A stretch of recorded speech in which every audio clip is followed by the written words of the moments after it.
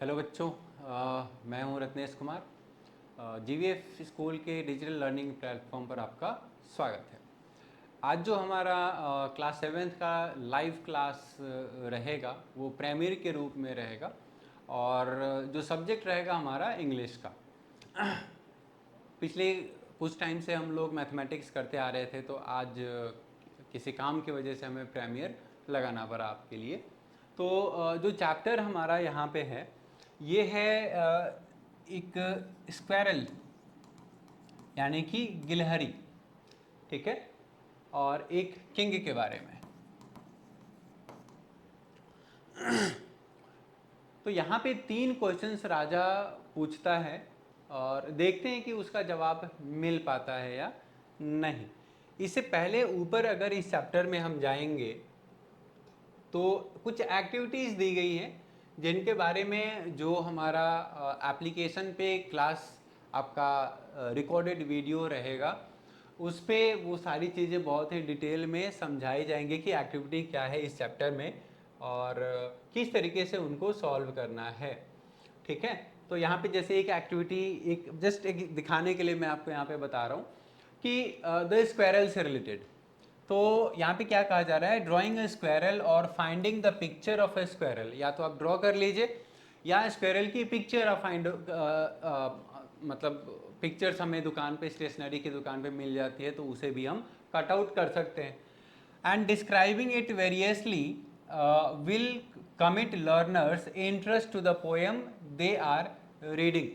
यहाँ पे ये बेसिकली टीचर्स के लिए है कि अगर स्क्वायरल जैसे होता है ना कि विजुअल चीज़ें दिखाने पे, जैसे पिक्चर आप देखते हो तो ज़्यादा समय तक याद रहता है, तो वैसे ही किताबों में भी जो पिक्चर्स होती हैं वो हमें किसी भी सब्जेक्ट को या कंटेंट को ज़्यादा समय तक याद करने में हेल्प करती हैं। तो ये सारी चीज़ें उससे संबंधित है यहाँ पे, जो भी यहाँ पे एक्टिविटीज़ दी गई हैं। तो ये तो खैर बात की बात है। यहाँ पे हमारा जो टारगेट है ये चैप्टर, जो कि लगभग यहाँ से शुरू होता है, ठीक है। तो चैप्टर में बेसिकली क्या है कि अ किंग हैज 3 क्वेश्चंस। जो राजा है उसके पास 3 questions and he is seeking answers to them. He is seeking answers to them का मतलब वो राजा उसके जो सवाल हैं उसके जवाब ढूंढने में लगा हुआ है। Does the king get what he wants. यहाँ पे बोला जा रहा है कि क्या राजा को वो मिला, वो जवाब मिला जो वो चाह रहा था, वो जो जो ढूंढना चाह रहा था, जिस सवाल का जवाब, क्या उसे मिला या नहीं। तो वो सारी चीज़ें इस किताब में, इस चैप्टर में डिस्क्राइब की गई हैं या एक्सप्लेन की गई हैं। तो हमेशा मैं कहता हूँ आपसे कि आप जब भी कुछ भी पढ़ने बैठ रहे हो, चाहे वो खुद से सेल्फ स्टडी कर रहे हो या क्लास में स्कूल में पढ़ाई कर रहे हो आप, या ट्यूशन में कर रहे हो, या हमारे साथ लाइव जुड़कर आप क्लास कर रहे हो, तो आप अपने साथ कॉपी, अपनी किताब और पेन या पेंसिल जरूर साथ में लेकर बैठो आप, ठीक है। जो आप पढ़ रहे हो उसे सॉल्व करना, मैथमेटिक्स कर रहे हो तो सॉल्व करते रहना, इंग्लिश पढ़ रहे हो तो जो इंपॉर्टेंट शब्द आ रहे हैं, टर्म्स आ रहे हैं, वर्ड्स आ रहे हैं, उनको नोट डाउन करते चलना, उनका जो भी मीनिंग है वो लिखते चलना बहुत ज़रूरी है। मतलब जितना भी टाइम आप अपने पढ़ाई पे दे रहे हो पूरी तरीके से उस पर फोकस होना बहुत ज़रूरी है, ठीक है। तो चलिए शुरुआत करते हैं हम यहाँ पे। यहाँ पे क्या कहा जा रहा है कि they thought came to a certain king. मतलब एक राजा के मन में विचार आया that he would never fail if he knew 3 things. राजा के विचार में क्या मन में आया कि वो अगर 3 चीजें जाने, उसको पता हो, तो वो कभी भी फेल नहीं होगा। अब वो 3 चीजें क्या थी वो आगे हमें पता चलेगा। तो क्या कहा जा रहा है, that he would never fail if he knew 3 things. These 3 things were, वो 3 चीज़ें कौन सी थी, बहुत महत्वपूर्ण है। ये 3 चीज़ें डायरेक्टली भी आपके एग्जाम में पूछी जा सकती हैं। What is the right time to begin something? पहला जो सवाल था उसके मन में कि किसी भी काम को स्टार्ट करने के लिए, शुरू करने के लिए कौन सा समय सही होता है, कौन सा समय सही होता है। तो ये पहला। दूसरा क्या है, which people should he listen to. दूसरा सवाल उसके मन में क्या है कि ऐसे कौन से व्यक्ति हैं जिनकी बात उसे सुननी चाहिए या माननी चाहिए, वो बातें। ठीक है, तो दो सवाल। पहला सवाल क्या था, what is the right time to begin, कौन सा सही समय है जहां पे कोई किसी काम की शुरुआत करनी चाहिए। दूसरा सवाल उसके मन में है, which people should he listen to, ऐसे कौन से व्यक्ति हैं जिनकी बात उसे सुननी चाहिए और माननी चाहिए। और तीसरा सवाल, what is the most important thing for him to do, ऐसा कौन सा काम है जो उसके लिए सबसे जरूरी हो सकता है करना, मतलब ऐसा कौन सा काम है जो उसे सबसे पहले करना चाहिए। ठीक है, तो ये तीन सवालों के जवाब वो ढूंढने की कोशिश कर रहा है।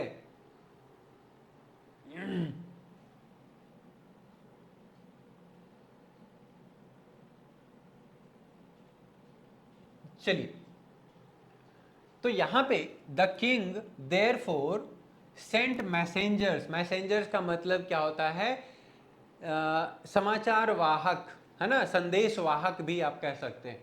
तो मैसेंजर का हिंदी मीनिंग लिख लीजिएगा, संदेश वाहक, मतलब संदेश ले जाने वाला, जैसे आप पोस्टमैन भी कह दो उसे। ठीक है, जितने सिंपल शब्दों में आप समझ सकते हो, आप किसी से पूछ सकते हो, वो कोशिश करो कि उतने सिंपल शब्दों में आप समझने की कोशिश करो। Messengers throughout his kingdom, पूरे राज्य में उसने संदेश भिजवाया, क्या कि promising a large sum of money to anyone who would answer these three questions.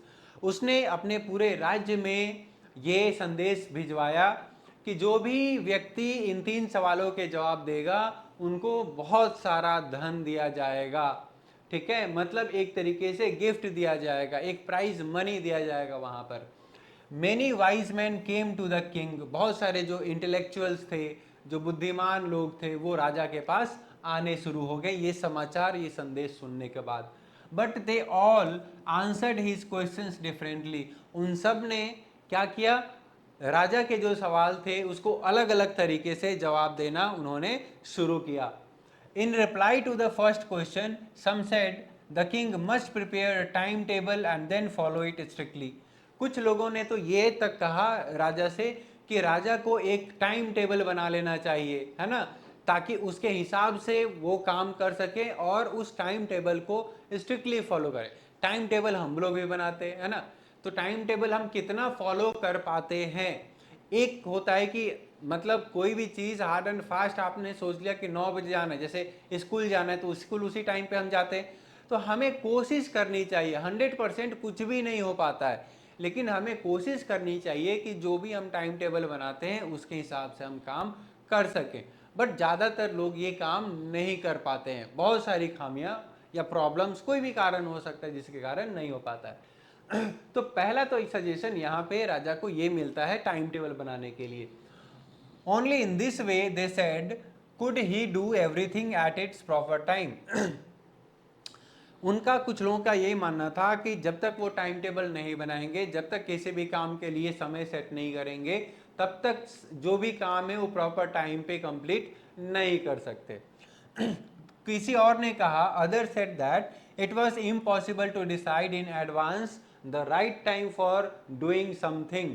कुछ ने ये कहा कि ये लगभग इम्पॉसिबल है डिसाइड कर लेना कि कौन सा काम मुझे कब करना है, ये 100% पॉसिबल ही नहीं है, इम्पॉसिबल है।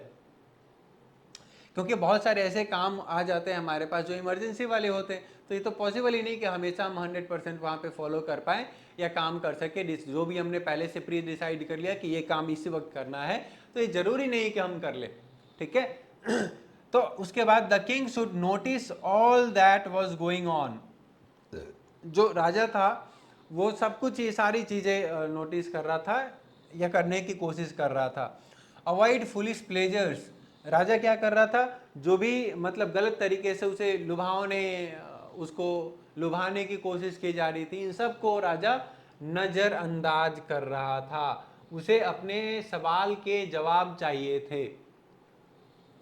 ठीक है, जो वो ढूंढ रहा था। तो किसी के मतलब चिकनी चुपड़ी बातों में वो नहीं आ रहा था उस वक्त। Always do what ever seemed necessary at that time, ठीक है, उसे जो भी अच्छा लगता था, जिस वक्त अच्छा लगता था, वो करना पसंद करता था।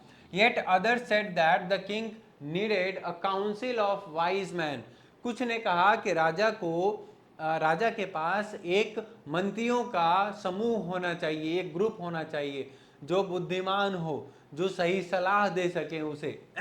Man who would help him act at the proper time, जो राजा को सही सलाह सही समय पे काम करने में मदद करेंगे, हेल्प करेंगे।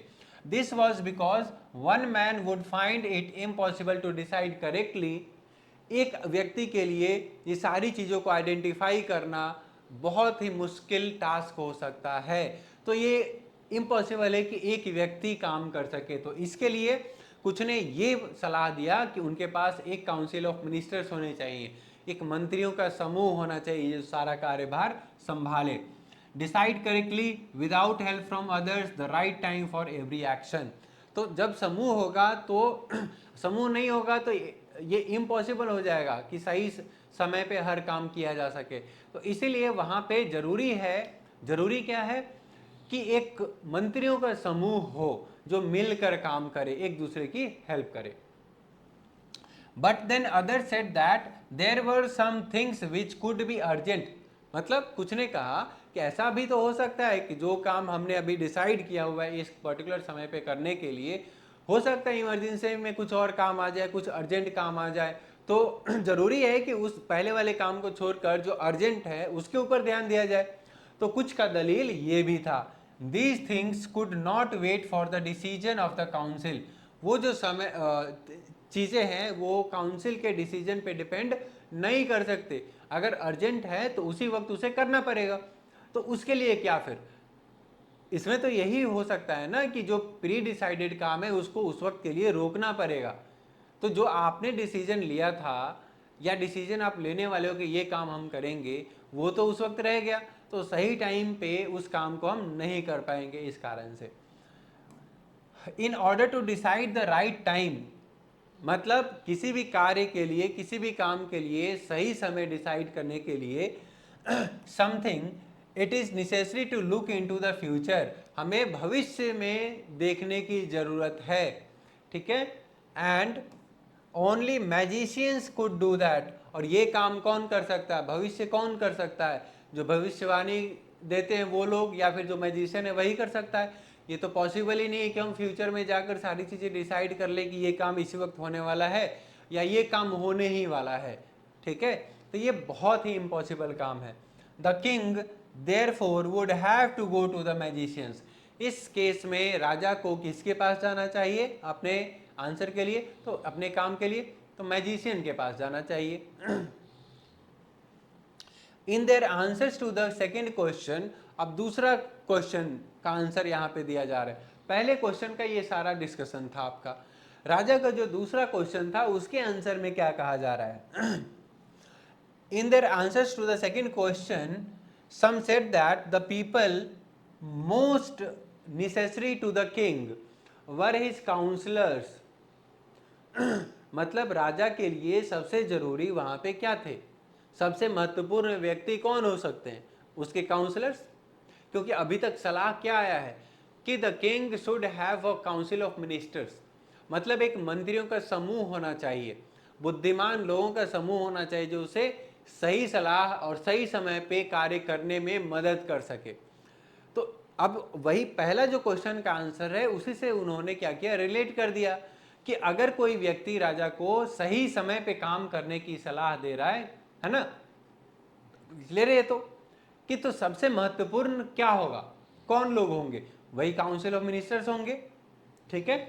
तो ये इस तरीके से मतलब आपको क्या करना है, ये रिलेट करते हुए चलते जाना है, ठीक है। तो ये यहाँ पे जो भी डिस्कशन है लगभग चैप्टर अगर हम देख रहे हैं तो एक कहानी की तरह हमारे सामने प्रस्तुत किया जा रहा है, जो राजा के 3 सवाल है वहां पे उसके मन में, ठीक है। चलिए, अदर सेड द प्रीस्ट, कुछ ने कहा कि जो प्रीस्ट हैं, जो पंडित होते हैं, उनके पास जाना चाहिए राजा को।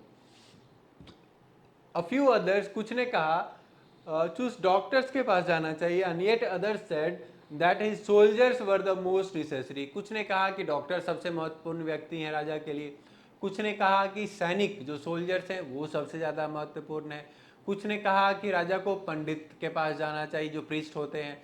तो इस तरीके से अलग अलग लोगों ने अलग अलग विचार प्रस्तुत किए राजा के सामने, किसके संदर्भ में, राजा के दूसरे क्वेश्चन यानी कि दूसरे सवाल के संदर्भ में, उसके जवाब में। ठीक है, चलिए यहाँ पे एक काउंसिल का मीनिंग दिया हुआ है, यहाँ पे काउंसलर्स का मीनिंग दिया हुआ है, तो लगभग सेम है। आगे अगर हम लोग देखेंगे कि as the king came near the hermit's hut, जैसे ही राजा, हर्मिट क्या होता है, साधु संत। ऊपर थोड़ा सा हमारा एक लाइन छूटा है, यहां से हम शुरुआत करेंगे फिर से कि टू द थर्ड क्वेश्चन, पहले क्वेश्चन का आंसर मिला राजा को, दूसरे क्वेश्चन का आंसर मिला। अब सेटिस्फाइड राजा सेटिस्फाई हुआ नहीं हुआ ये तो बाद की बात है। तो अभी तीसरे क्वेश्चन के जवाब में क्या लोगों ने कहा कि to the third question some said science, other chose fighting. ठीक है, कौन सा कौन सा काम जरूरी है, ये क्वेश्चन था राजा का तीसरा।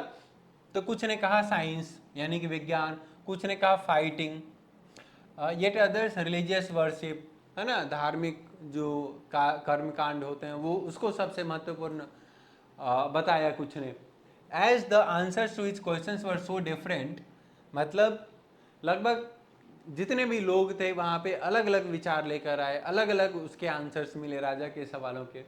The king was not satisfied, राजा अभी तक सेटिस्फाइड नहीं हुआ था, वो संतुष्ट नहीं था जो भी जवाब उसके पास आए थे उसके सवालों के।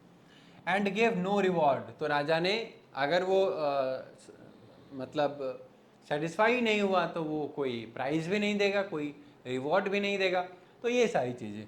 Instead he decided to seek the advice of a certain hermit, तो उसने क्या डिसाइड किया कि मैं किसी साधु संत की सलाह लूंगा इस मैटर पे। इन तीनों क्वेश्चन के जो आंसर्स हैं ये किसी न किसी में साधु संत से खोजने की कोशिश करूंगा। Who was widely known for his wisdom, ऐसा कोई साधु संत जो बहुत फेमस हो, जिसके पास ज्ञान हो, जो इन क्वेश्चंस के आंसर देने में सक्षम हो।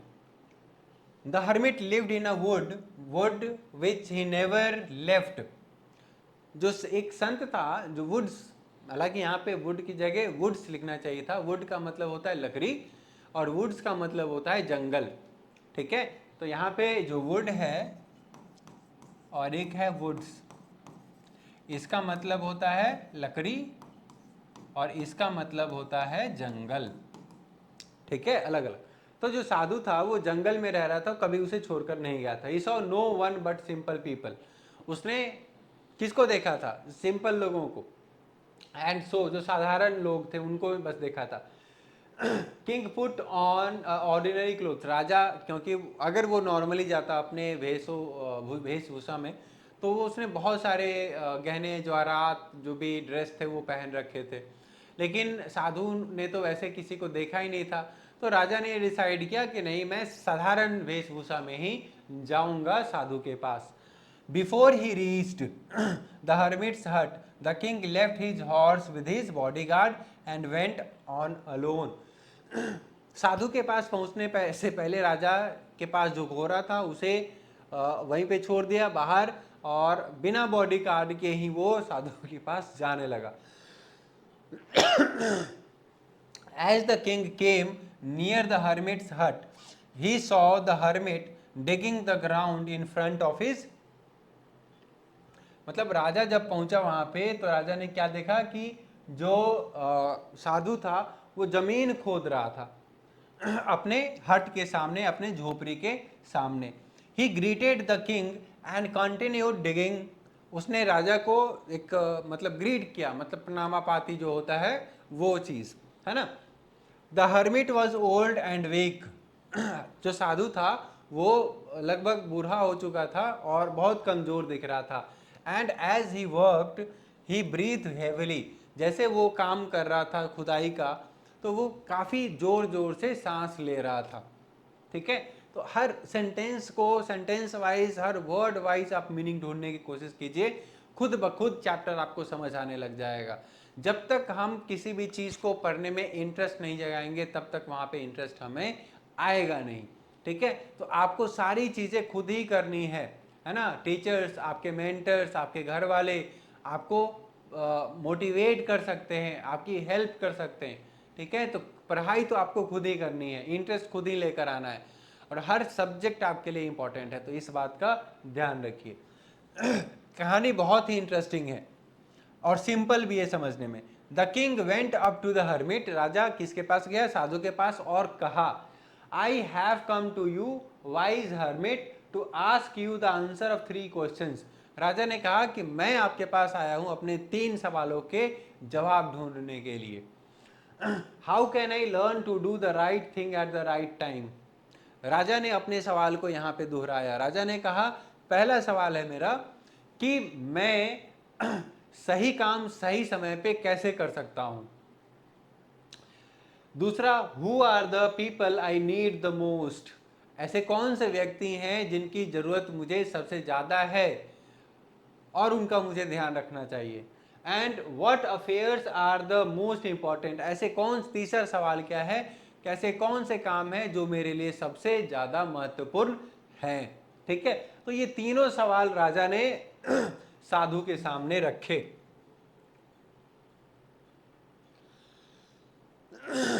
चलिए,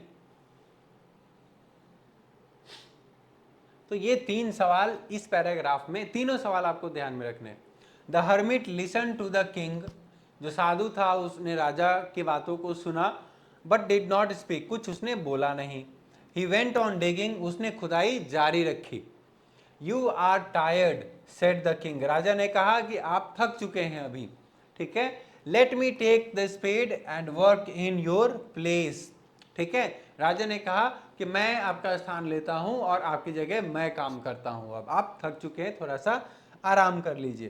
थैंक्स सेड द हर्मिट, संत ने कहा, साधु ने कहा कि धन्यवाद। ठीक है,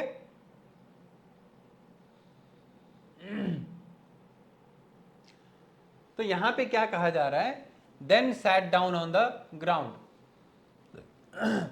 giving the king his spade, उसके पास जो भी खोदने का मशीन था, मतलब कुल्हाड़ी जो थी, है ना, वो राजा को दे दिया और खुद ग्राउंड पर बैठ जाता है धन्यवाद करने के बाद। तो ये पिक्चर कुछ संत और राजा को यहाँ पे दिखाया गया है। आगे आता है हमारे पास कि when the king had dug 2 beds, जब राजा ने 2 मतलब गड्ढे खोद दिए, बेड खोद दिए, he stopped and repeated his questions, वो रुका और राजा ने फिर से अपने सवाल को दोहराया, फिर से बताया। The hermit gave no answer, फिर से साधु ने कोई जवाब नहीं दिया, but stood up, और वो, लेकिन वो खड़ा हो गया। फिर stretching out his hand for the spade, फिर उसने हाथ फैलाया किसके लिए? अपनी कुल्हाड़ी के लिए, उसका जो खोदने वाला था उसके लिए। नाउ, और कहा, संत ने क्या कहा? नाउ यू रेस्ट, अब आप आराम करो, एंड लेट मी वर्क, अब मैं काम करता हूं, मुझे काम करने दो। But the king did not give him the spade and continue to dig, राजा ने वो जो कुल्हाड़ी थी वो संत को नहीं दी, साधु को नहीं दी, और उसने खुदाई जारी रखा। 1 hour पास्ट, 1 घंटा बीतने के बाद, देन अनदर, एक के बाद 1 घंटा बीता। The sun went down behind the tree, जो सूर्य था वो पेड़ के पीछे छिपने लगा, मतलब सूर्यास्त होने को आया। And at last the king stuck the spade into the ground and said, I came to you wise man for an answer to my questions. अब ये सारी चीज़ें क्योंकि शाम हो चुका था और राजा ने भी बहुत ज़्यादा खुदाई कर ली थी, तो उसने जो कुल्हाड़ी था उसको साइड में रखा ग्राउंड पर, और संत से कहा कि मैं तो आपके पास अपने 3 सवालों के जवाब ढूंढने आया था। ठीक है, if you can give me know answer, अगर आप मुझे कोई आंसर जवाब नहीं दे सकते, टेल मी सो, वो आप मुझे बता दो। And I will return home, मैं अपने घर वापस चला जाऊंगा। Here comes someone running said the hermit. साधु ने कहा कि यहाँ पे कोई दौड़ कर आ रहा है। ठीक है, तो ये चीजें यहाँ पे है। इस पैरा यहाँ तक जो हमने कंप्लीट किया ये सारी चीजें। आगे अगर हम देखें तो यहाँ से पैराग्राफ 2 शुरू होता है। उससे पहले यहाँ पे जो भी आपने पढ़ाई स्टडी किया हुआ है इसके जवाब दीजिए, जो भी सवाल हैं। और इतना जो हमने अब तक किया उसको एक बार और चैप्टर में जाइए और खुद एक बार रीड करके देखिए। फिर समझ नहीं आता है वीडियो को रिपीट कीजिए बार बार, और जो भी इंपॉर्टेंट पॉइंट्स हैं उसे नोट करते हुए चलिए। और यहाँ से इन क्वेश्चंस के आंसर देने के बाद ही अगला पैराग्राफ हम लोग शुरू करेंगे। तो आज के लिए हम लोग इतना ही रखते हैं। फिर अगली क्लास में जो पैराग्राफ 2 है हमारा, इसको कंटिन्यू करेंगे यहीं से। तो पूरी की पूरी स्टोरी एक किंग के 3 सवालों पर, मतलब 3 क्वेश्चंस पर आधारित है। ठीक है, 3 सवाल है, उसी के जवाब राजा ढूंढने की कोशिश कर रहा है, जिसके लिए उसने अलग अलग लोगों से अपने अपने विचार मांगे। यहाँ तक कि एक अलग ऐसे वाइज यानी कि बुद्धिमान साधु के पास भी गया है और 3 सवाल उसने उसके सामने रखे हैं। और पूरी सूर्यास्त हो चुकी है, दिन खत्म होने को आया है, फिर भी वो साधु अभी तक उन सवालों के जवाब नहीं दिया है उसने। अब आगे की जो बात होगी वो सेकंड पैराग्राफ में हम लोग देखेंगे, और ये हमारा नेक्स्ट क्लास में रहेगा। धन्यवाद।